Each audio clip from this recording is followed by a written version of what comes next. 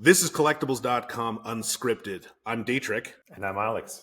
In the mid-'80s, a comic strip artist by the name of Matt Groening quickly sketched a few characters in James L. Brooks's office. Brooks is a well-known producer and director. Those characters, Homer, Marge, Bart, Lisa, and Maggie, better known as the Simpsons, would go on to become the most famous dysfunctional family of all time. The animated sitcom has been on the air for over 35 years, and it has amassed an enormous fan base, including our next guest, or perhaps best represented by this guest, David Cantarero, or Dave. David, who goes by the Simpsons Man online, is a massive fan and a collector of all things Simpsons. His collection can be seen in the background of his TikTok and YouTube videos, where he has a huge following of his own. Dave, thanks so much for being with us today. Hey, thanks for bringing me on. It's great to have you. Great to have you. And as we just talked before the show, the categories of collectibles is enormous, and you've definitely found a niche to take ownership of, and few shows are as iconic as The Simpsons, which I'm sure you would agree with entirely. I wouldn't expect, I don't know about you, but I wouldn't expect that. For me, Simpsons is not really a niche, right? It's huge. I was expecting more people to collect stuff and like different, because it has a huge following, and I have just very specific questions at the end. But I think it's Dave, to tell us, like, is it a niche? How huge is it? It's almost like a 50-50 on that one because, like, let me just say, like, for my friend group and stuff, like, half get it and half don't. And it's, the people that probably get it are probably, like, the ones that loved, like, a certain show back in the day or possibly even collect. But, I mean, I do agree. Like, I wish, personally, obviously, because, all my Simpsons stuff, that I wish there was more. But for something that's been on the air for 35 plus years, like, it's just very, very hard for them to keep churning out content and toys and products and merch versus they could reboot like Ninja Turtles and stuff that they've been doing, but they're also putting them like on the screen. If they did that with the Simpsons, they Disney Plus or something, but if they actually put them back on like the big screen or maybe made a something else similar to that, possibly. But yeah, I don't know. It's slowly going away, unfortunately. So it's accounts like just like mine, and there's a lot of us now that just try to kind of keep it alive, I should say. Yeah, and Alex, just to clarify, I mean, it's a fair point. When I say niche, I don't mean that it's necessarily limited, but I mean, I guess there can only be one Simpsons Man, and we're talking to him. Now, there's definitely a few Simpsons men, women out there that probably their knowledge just completely kills my knowledge, to a T. But I've just always been interested, and with the collecting and just the show itself, it's always kind of struck a thing with me. So I'm just kind of trying to uphold the name, I guess. I was going to say you expressed the sentiment that we see in most collectors. That is always a desire to learn, grow, and bring more into the hobby, which is awesome. Alex, let me just kind of kick off, as we always do, with some fun facts to kind of set the table, and then we'll jump in with the Q&A. So, the show is called Collectibles Unscripted, and it is because, as our audience will learn, it's pretty freewheeling. But we do have a little bit of structure in the intro, and then, of course, the prepared fun facts, which is kind of always fun to share. So, Dave, you're going to nod along. This may be familiar territory for you, but these are kind of the highlights about The Simpsons. So, The Simpsons is the longest running primetime animated series of all time. There are 764 episodes of The Simpsons that have aired to date. The Simpsons hold the Guinness World Record for the longest running sitcom ever. The Simpsons have won 34 primetime Emmy Awards. The Simpsons were awarded a star on the Hollywood Walk of Fame in January of 2000. Homer's signature dough. Did I do that right, Dave? Dough. Yeah, that's good enough. All right. Okay, so the doe was added to the Oxford English Dictionary in 2001. I don't know if it's an audio version of the dictionary because you really need it, but anyway, doe was added in. And finally, The Simpsons is the most successful television brand of all time with global DVD and merchandising sale of over 8 billion. So uh, it is big and strong. The funny thing about the you mentioned the Guinness Book of Records part. I actually just got an email back from them today. I wrote them like 4 weeks ago, asking them some questions because I was gonna try and break it. I don't think I could because I know people that smoke my collection, as in they have like literally everything from day one to present day. But I looked it up, and I think it was like maybe Australia, possibly. Someone actually holds the record, and this was a record from like 15 or 20 years ago. And I was just like, man, since then, I know personally collectors that could just completely annihilate this, but I wrote them, but they just kind of it took me a month almost to get back to me. And then they just wrote me like a very generic bot answer, saying, hey, just click here to look up more information. I was like, nah, I was trying to see if I could beat it, but What's the magic number? What do you? I think it was 2,500. But this was a record that was set, like I said, like 15, 20 years ago. And that sounds like a lot, but to be honest, that's not a lot. I mean, I know people right now that probably have 4 or 5,000 in their collection, and I'm just curious to see like why they never attempted it. And I've heard the process is just like the worst thing that you could do. You have to document everything, and then you got to document it again with like an actual rep. It could take like a few days. Don't you have to pay the chick? What was like? Because we talked actually a couple of episodes before. We talked to actually a Guinness record holder for the most Monopoly. board games. Yes, and so I think he mention Dietrich that you have to pay something or something like that, or I think there is some fee associated with it because you can only imagine like how many crazy people would just be like, yeah, come out, and check, count this collection, and they only have like 500, and now Guinness just had to fly out here and with a, like it probably, I don't know what the fee is because I have to, I'm gonna get to that point eventually, hopefully. But yeah, I can only imagine there is something because then if not, I mean, I would just call them up and be like, hey, come count, and then be like, nope, sorry, and then they're out, probably $1,000, $2,000. so. Dave, tell us how did it start?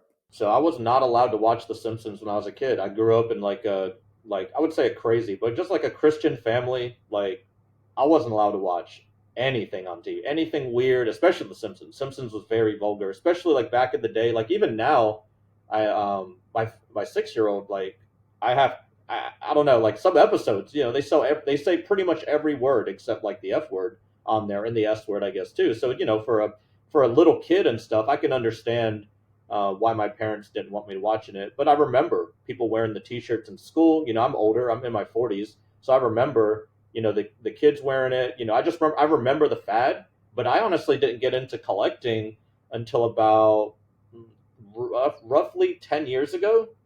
I was at the gym and just got done like doing a workout, and my buddy's like, hey, I actually got something for you, hold on one second.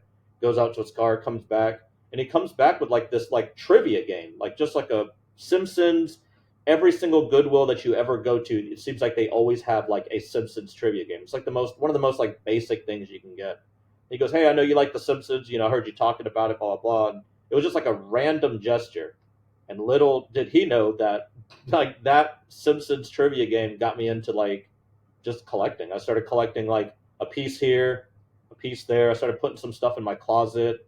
Eventually, we moved into a new house, and it turned into a huge entire room.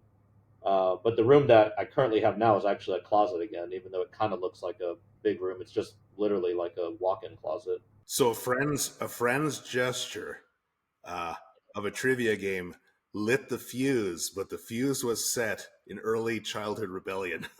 Yeah, pretty much. I tell him all the time, because he asks me from time to time, how's it going? Like, because I mean, he's seen my page grow from, I started off on Instagram, so he saw me from day one up until now, 10 years later. Like, and I've, went on TikTok, YouTube, X, literally every social media platform out there just to kind of push my content to different, social media platforms.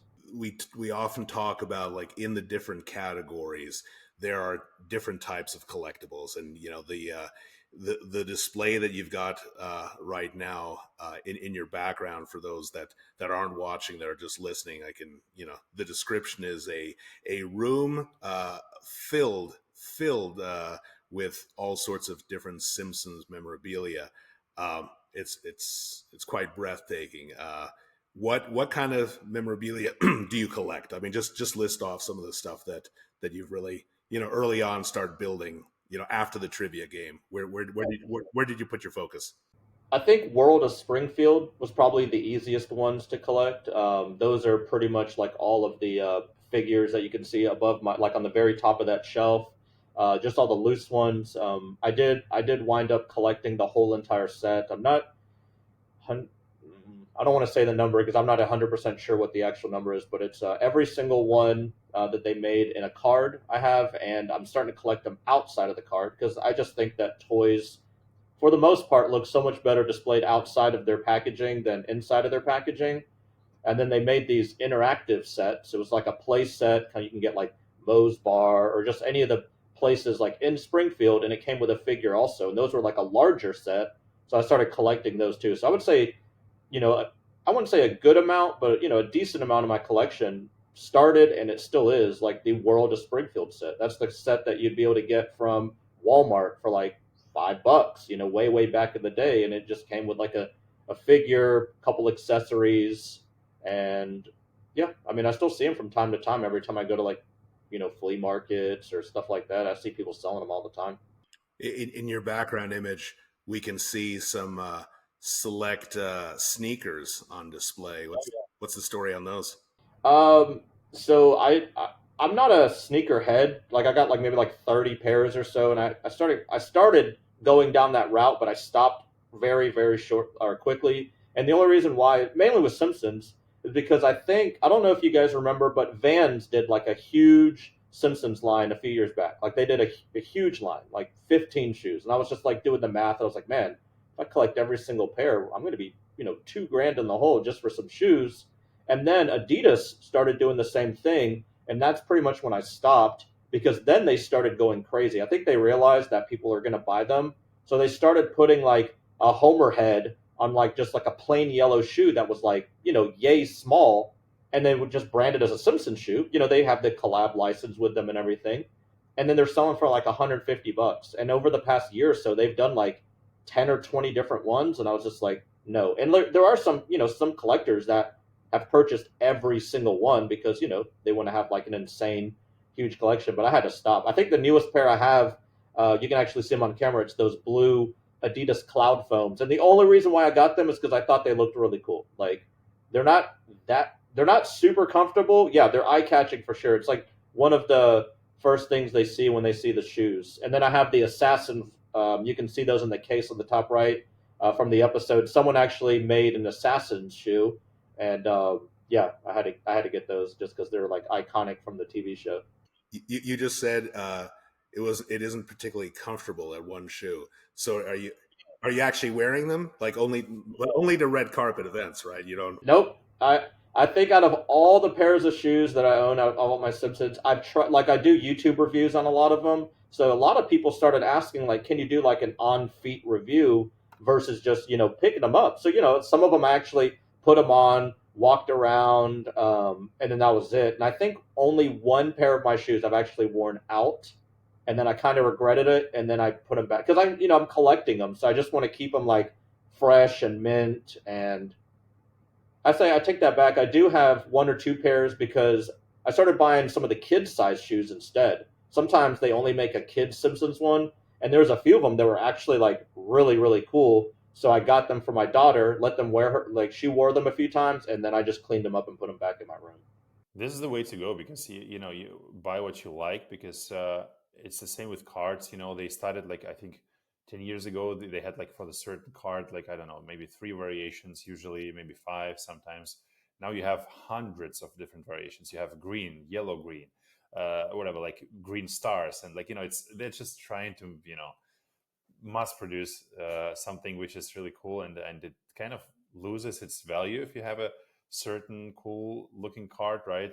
So I think it doesn't make sense as you're saying like buying all those shoes because because it's just something with a Simpson on it, and they don't even put the craft in it, like to really design a really cool shoe, right? I think so. The one with the blue one is really cool, and that's why I think you did everything right with that. Same with the Funko thing. Like a lot of people hate Funkos. I understand why. Some people love them, but it's the same thing. Like I think every day I feel like they're making like 100 new Funkos, and you're just like, man. And I know people that started collecting Funkos like whenever they were a thing, and then they have like a basement full, and they're just like, I had to stop. Like I have like tens of thousands of them. It's just insane how many they have. I actually collect them, but I only collect the Simpsons ones, and a lot of people hate like every time I post about it, I just get hate comments about it because they just completely hate it. But I'm kind of a completionist for certain things, so I figured, hey, I've already gotten this far. There's not even that many. I think there's only like 70 or something for Simpsons. So I'm just like, I'm just gonna keep doing this. I have a question, Dave. Like, what's the in every category there are like some pieces which are really which every collector wants to have, and and sometimes depending on the category, they're really out of the reach for the most collectors because they're just so crazy expensive.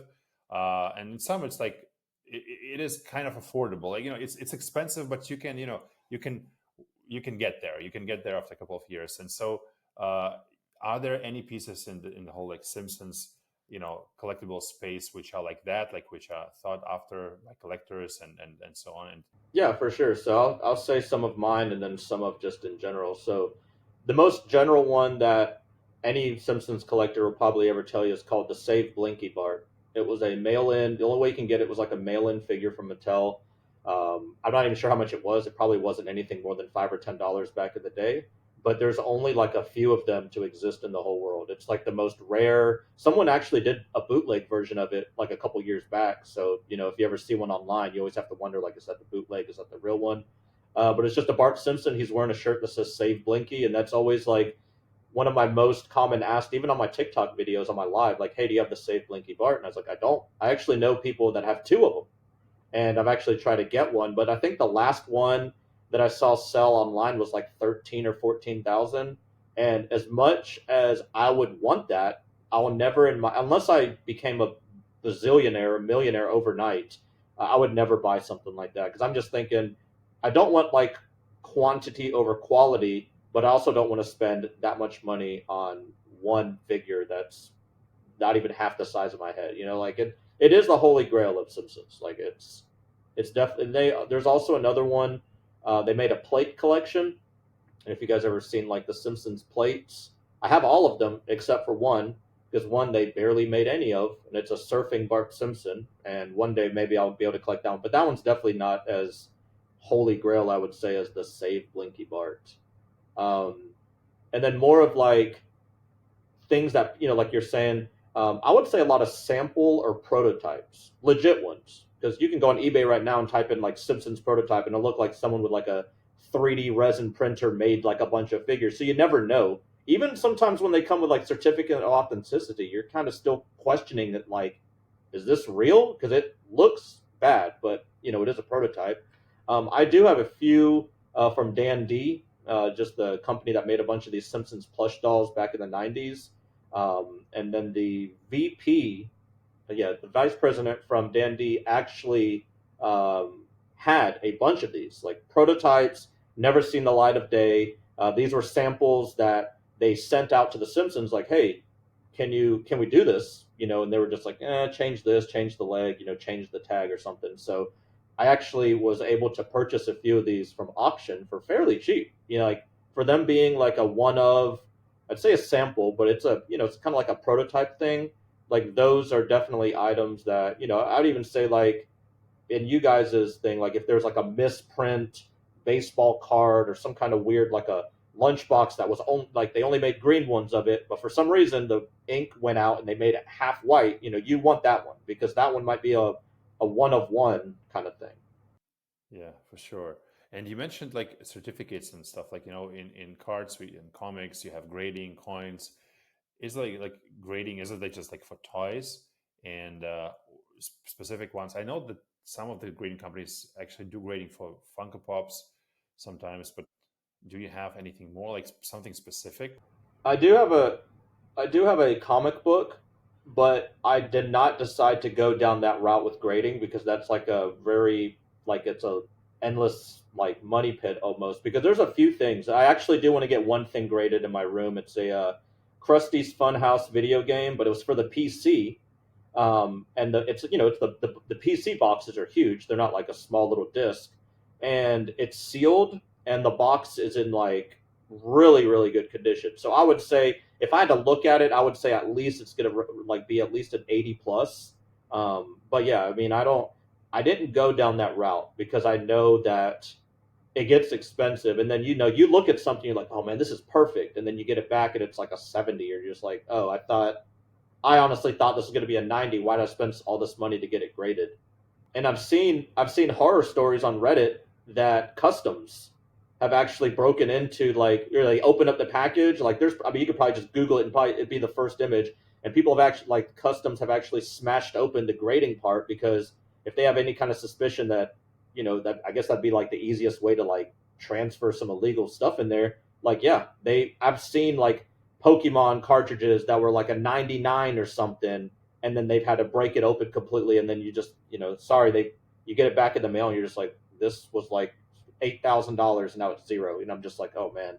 Well, look, yeah, I'm just contemplating some of the things that you said earlier, and I wanted to sort of get back to it because your origin story of growing up and not watching The Simpsons and being kind of controversial.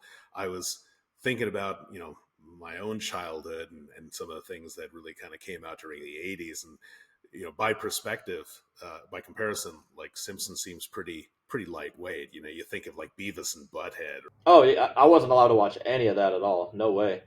Beavis and Butthead, and now more recently Family Guy. I mean, they've continued to push the envelope. So why do you? I mean, as a collector and someone who has such great love for the show, why do you think The Simpsons has been able to maintain the popularity over 35 years? I mean, it's a long time to be on the air.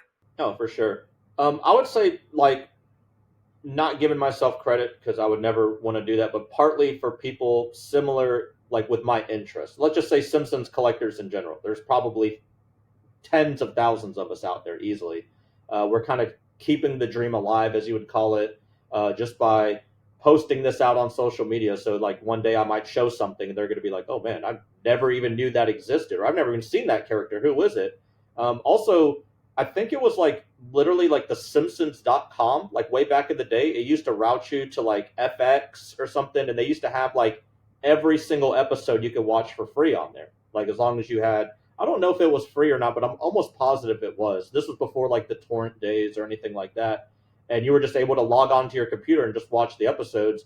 And then even like Disney Plus, like, a lot of people don't like the whole, merger buyout kind of thing. Disney kind of owns it now and everything, but it's because of that it's kind of keeping it alive. Because imagine if it wasn't online at all, for no one to like, if you could only see it like on Sundays when it comes on at like 7 o'clock and that was it, like you would have to just be searching stuff online, and you'd have to go back to like the torrent days or something. There'd be really nothing else unless you actually have like the physical media. So it's really like websites like Disney Plus, and I think it was like FX or FXX back in the day, that just kind of kept it there for anybody just to be able to tune in. And they do the marathons too. From now, every now and then they'll do the marathons, like the every Simpsons ever marathon, and they'll play like every single episode in a row. So you're suggesting it's like it's evergreen content, right? Like, just people are always bringing. I laugh because I think of Law and Order, like Law and Order marathons. I get sucked into that. I think I've watched my whole life, but I still watch them over and over, right? And it's not a collectible, but it's that phenomena, that pop culture phenomena, right?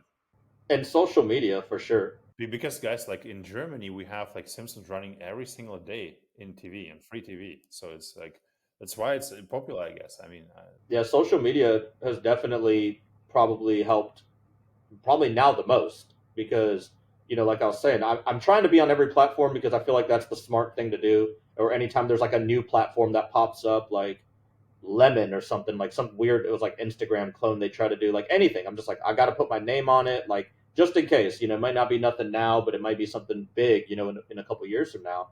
And yeah, you can go on YouTube right now and pretty much watch all of the funniest clips of The Simpsons, TikTok, Instagram. I mean, everywhere really. And I have a question because, as a collector, what excites me the most are the stories from other collectors. This is where I'm kind of like discovering something new, connecting with the others, talking about some interesting new piece and stuff like that. Where do you get your inspiration? Where do you do your research? How do you find new things where, which are exciting you? And then like, how do you how do you find like new kind of things to research for even? Oh, I would almost kind of stopped like almost like the research process that you're saying, because I'm not definitely invested so much in the show as much now as I was before. And you can ask, I'd say if you asked 100 Simpsons fans, 90% of them would probably all say the same thing. Like all the older episodes were the golden years, blah blah blah. The new ones are still good. I'm not going to come here and kind of crap on those. Like they're still good. But I feel like anything new with the Simpsons, there's not like a ton out there besides obviously like some merchandise that's come to fruition recently, and the show itself. They're going to keep making seasons. I think they renewed, I think, one or two more seasons. They keep, every 2 years, I think they renew like a 2 more years kind of thing. But for research for like buying and everything, at this point, since the market is so small, I pretty much buy it all. As silly as that sounds, like I love like let's just say Ninja Turtles. My brother, he's a big like retro collector, and he collects all that. But if you go to Walmart right now, you have like 80 options for almost like any type of Ninja Turtle or anything like that. You go to Walmart and you look for Simpsons, you got zero. So like it's not hard for me to be like, do I really want to buy that? Now with the shoes, that was probably the only thing that I said no to recently, because it was more of a, if I would have went down that route with both Vans and all the ones that they're doing with Adidas, that would have been like 3 or 4 grand in the hole that I just did not want to spend on shoes. Like if it was like a whole entire line, like they're coming out with like more and more toys, like Super Seven, if you guys are familiar with them, they just did a bunch of different Super Simpsons lines, and those were pretty expensive. Like those were $60 a piece for just a toy that's. I actually have one right here, but I'll show you later. They're big, but they're $60 for one little toy. Like, but I decided, I'm going to buy them all because there's not many companies right now doing anything Simpsons. Like Jack Specific, if you heard of them, they do all the Sonic and Mario toys at Walmart. They just picked up a Simpsons license, so during the fall, they're going to be dropping. I've already made a few videos about it. Like they got a bunch of different toys they're dropping, and no research needed there because I'm going to pick them all up because, like I said, it's not a common thing. Like if there were Simpsons everywhere, I might be a little bit more picky and choosing when it comes to certain things. But at this point, I'm just going to get what I can get. Yeah, we read about the Jacks. That's right. It's the name of the manufacturer, Jacks, picking up that license. So yeah, it looks like there's going to be some new stuff coming out. I got a practical question for you. So we start off talking about the Guinness Book of World Records, and you're saying, well, I probably don't have enough to qualify. Others have more. At collectibles.com, as we talked about before the show started, we were telling you, we're really building something to serve all collectors, and not just those that have that think about collectibles in terms of transactional value, buying and selling, because there's eBay exists for that. I mean, people are buying and selling. Some people are making a living, but not all. I mean, there's a lot of collectors like you that just treasure what they have, and they build their collection. How do you manage track value? Like, how do you keep things organized? Well, at the moment right now, so I the picture that you're seeing is just like a closet. So the things that are in this closet, or just say my Simpsons room, are only like the ones that I would say that they're kind of near and dear. So for organization wise, like these are all the ones that like I want to show you, like not you, but just like in general, like to the world kind of thing. Funny enough, in my attic right now, I probably have 40 plus tote bins. Those tote bins you just buy at Walmart or Sam's or whatever, just stuffed. And then people always ask me all the time, like, oh yeah, the attic, blah, blah, blah. You always say that. So I made a video of me going up in my attic one day on my TikTok and like, this is the boring video you guys asked for. Here it all is. And it's just like, and I have it organized on my phone. So like on my tote bins, I have a number one, number two. So I can pull it up on my phone. Like number one has and I took pictures of everything just to kind of keep organized that way. Just like that, whenever I do move into a Simpsons room again, which will hopefully be at the end of this year, then I'll get to take this all apart and build like a actual full Simpsons room again. Alex and I, and the collectors that we've spoken to, it becomes even the Monopoly board guy, Guinness Book World Record holder. He tends to sometimes even buy duplicates. Sometimes you lose track. I do that. I do that all the time. And funny enough, I think it was last. I think it was last month. I went to a toy shop and I saw some Simpson stuff there, and I was like, "Do I have this?" So I'm actually pulling up my TikTok on my phone, and the service is so bad there because I was like, "Man, I know I just did a video about something similar to this." So I'm like scrolling through TikTok videos trying to find it, and I was like, "You know what? I'm just gonna buy it because if I do have it, if this one's in better condition, I'll keep it." And then I have my own store that I like resell stuff to. Like if I find weird stuff that I don't need, or if I'm just trying to downsize like a collection part that I don't need, and then I'll just toss it on there. But yeah, I've done the duplicates thing more times than I want. Yeah, I confess that as in my lunchbox collecting, I'll sometimes you see something that is of better condition, right? And then you sort of you want that one, and then you think you'll sell the other one, but I haven't gotten around to. Yeah, sometimes I don't. Sometimes if I do get a duplicate, depending on what it is, like I was saying, the World of Springfield ones, all the ones up there, I'll just open. Like if I don't have the opened up version of it, I'll be like, oh, perfect. I could just open this up and put it up on the shelf because, like I preach on my site all the time on all of them.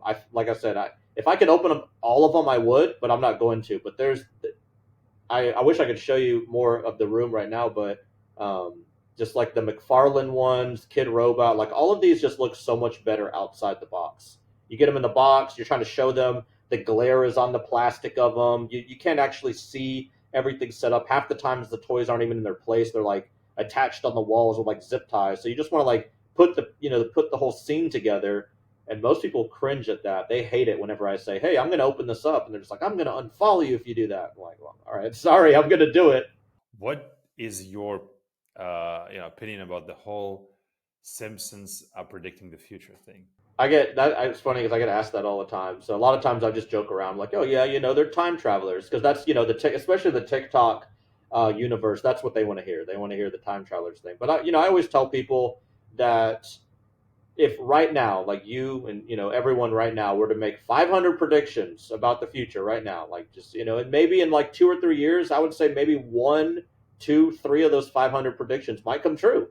So then, if you wrote those down and put them on like Twitter or X or whatever, and just made a tweet about it or something, saying, "Hey, this is going to happen," and and then that happens, then someone pulls up that old tweet, they're going to be like, "Oh my god, like how are you predicting this?" So like they've like you said, it's over 700 something episodes they've done. They're bound to make some kind of thing. Now, a lot of times when it's just like the bridge thing that just happened and the coronavirus, like those are all like edited images and stuff that people, it started going crazy over social media and be like, no, that's not even a real picture. That's just someone that drew that and they posted it and be like, oh my God, this came from this season. And 99% of people, they'll see the picture. They won't even go to fact check it. They're not going to go back and like look up the actual episode. They're just going to start sharing it. You know how that goes. It's just super viral within, a couple seconds.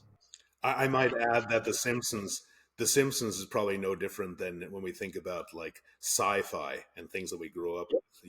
They are kind of predictors of the future in some sense, right? Like Yeah, but the way that I didn't fact check. So the one with the episode with the Trump was on the escalator, and the one where with the Saudi Arabia king, they were putting the hand on the world. This was yeah, impressive in a way.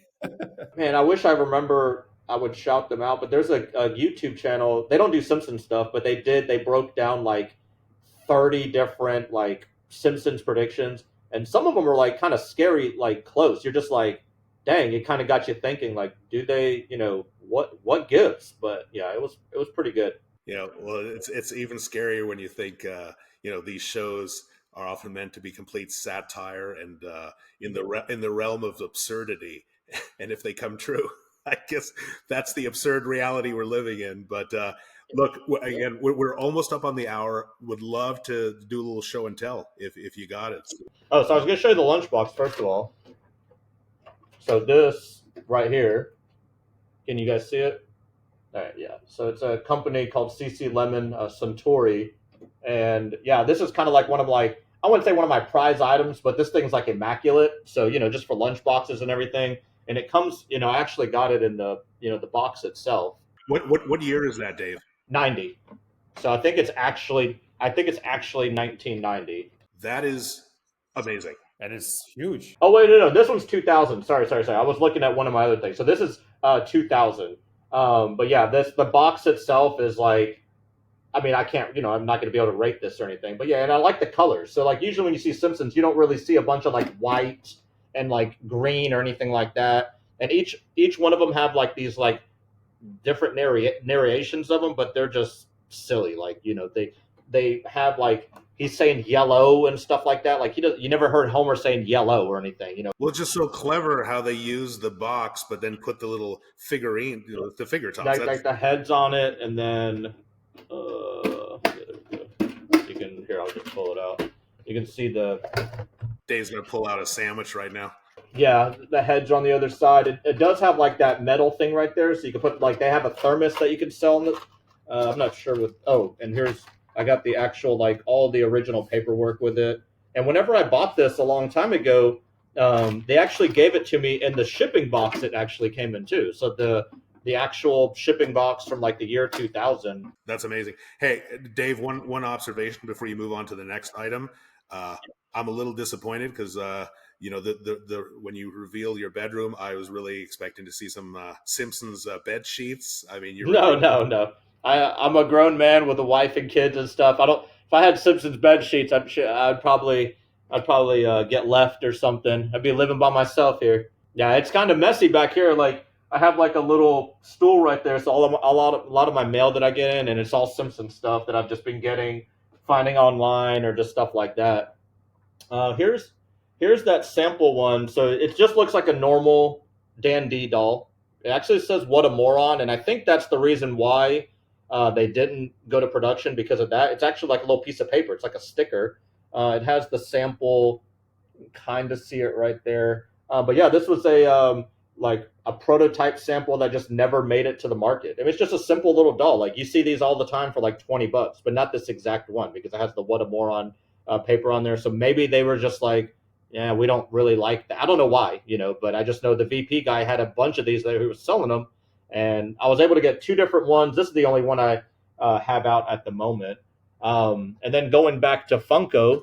What's the price range for those, Dave? The what? Oh, for a prototype, a lot of people say like they're like priceless or whatever, but 300 to 1,000 maybe per. It really just depends because some of them, technically this one might be the only one, but it's such a common Lisa Simpson Dan D. Like there's other ones that they made like her wearing a certain hat and stuff like that, but just never happened at all. Like it just, they just like, no, she doesn't need to have that hat. We don't want that. But in this case, this exact same one, except for the part right there, they had it out in the market.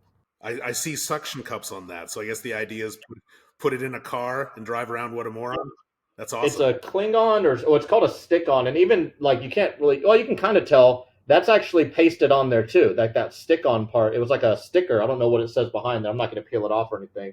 But yeah, it was one of those. And I remember seeing these. Back in the day, Bart Simpson in the back of someone's windshield, it would be like a little Klingon sticker kind of thing on there. And yeah, I mean, I remember seeing those like very, very, I mean, even from time to time, I might see them. This one is just a Funko. Everyone loves Funko, but whenever they made the Simpsons Funkos, they made 4 at first. So this was the very first one they ever made. I have it in a box. I have it sealed just because this guy right here is worth about $600. It just depends. You go on eBay, you can find them for anywhere from like $400 to $800. But then they stopped making them because maybe they just, I don't know why they stopped making them. They just weren't as popular. And that's why the first 4 Funkos that Simpsons made with Funko just skyrocketed in price. Like you can go on eBay, I think right now, like the 4 set, like a legit 4 set, sealed and everything, is probably gonna be like $2,000, which is insane because these are what, $5-10 or so. Now, now after those original four, like I have them all. There's some that are worth like $20 or $30, maybe 50 because they're like con exclusives. But for the most, nah, they're worth like maybe $5 or $10. It's ultimately oversupply. Oh, yeah. You've seen the videos when they were like thrown away in landfills. I don't know if you guys saw those videos, like Yeah. Funkos.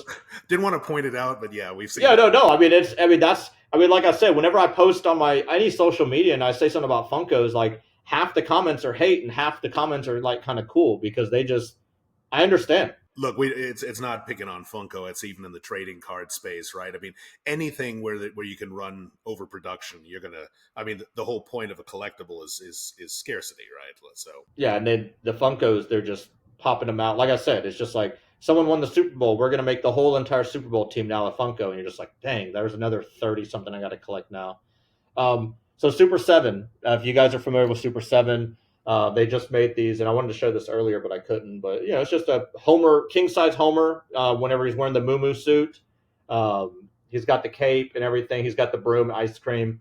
But I wanted to show you these because these were, I wouldn't say controversial, but a lot of people were kind of hating on these only because like this toy was about $60, and for your average everyday Simpsons person or just not a non-collector, you wouldn't buy this. You might buy one of them, but that's it because you're not going to spend $60 on a toy that you're gonna.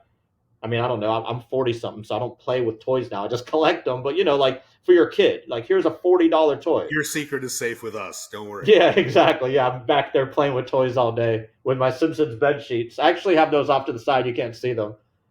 But yeah, I would never buy this for my daughter. Now, Jack's Pacific is making that line that cost $5 or $10, and yeah, if she wants one of those from Walmart, sure. But yeah, this, they were pretty expensive. Like I said, about $60 a piece. But I understand why people kind of hated it for a little bit, and it's because they're made for collectors. They're not made for your kids or anything else. Well, higher priced, lower run, right? Exactly. Yeah, and very lower. And then you would think like I I don't know the real deal that happened. Like I've seen videos and stuff, but like Super 7 lost their license with the Simpsons. So like now all of these like the Super 7 toys that they're still in circulation, like they're only going to be more expensive. It's always a joy and really a thrill for us just to meet collectors, and to see the amount of collectibles that you've amassed driven by passion. I mean, that's your primary motive, and it is ageless, right? It doesn't, you made the joke almost as a disclaimer at the end of the show. I'm a grown man. I don't play with toys, which is kind of funny. Yeah, even though I do, like I'll be in my room like setting up like a little area for 20 minutes. Like, what am I doing? Like, all right. Well, look, I mean, there's folks on Twitter that do daily stagings of their toys and take nice photos. So look, it's great. I mean, that's it. What's the saying? You can get older, but just don't grow up. Oh, I'll be a kid at heart for at least till I'm 80 or so. Amen to that. So before we wrap it up, and maybe you've mentioned it already. I don't think you did, but Alex asked a question, kind of like what you're looking for. Is there something? And I don't know if you want to reveal it now because you don't want to get scooped. But do you have your eyes set on something, either something specific or a goal in terms of just kind of getting your collection up to a number, either or? My goal would be to move into an actual room at the end of this year. It's about a 90% probability, so I'm going to be going from like a walk-in closet to like an actual room. So that'd be like a goal for like just my collecting in general. Obviously, I would love to save Blinky Bart, but I'm never going to pay that much money for anything unless I'm buying like a car or something. But no, I mean, just honestly, like I love collecting. Like that's just the thing. Like it brings that nostalgia feeling of just the Simpsons in general. I like the whole collecting world. I'll probably do it until I can't do it anymore. My daughter will probably inherit it at one point. She loves the Simpsons, so that's it's a win-win for me. Well, you love sharing your story, and people love hearing it, and that I think kind of keeps it alive, right, and going forward. So, with that said, Dave, thank you. Thank you. Hey, I appreciate it for spending the time with us. You can follow David Cantarero on TikTok at the Simpsons Man. Thanks for your time today. If you like what you heard today on collectibles.com unscripted, make sure you like, follow, or subscribe to the podcast, and be sure to check out collectibles.com, where hundreds of thousands of collectors just like you hangout.